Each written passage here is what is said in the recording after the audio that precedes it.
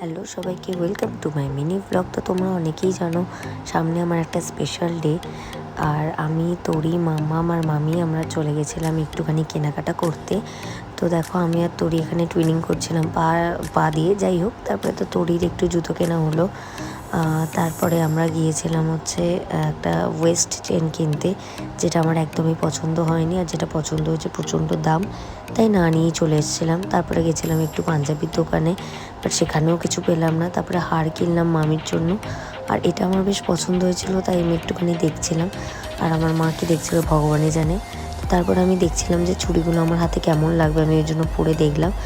এত চুড়ি দেখে, আমি এতটাই চুড়ি ভালোবাসি, চুড়ি দেখে আমি পাগলই হয়ে যাচ্ছিলাম।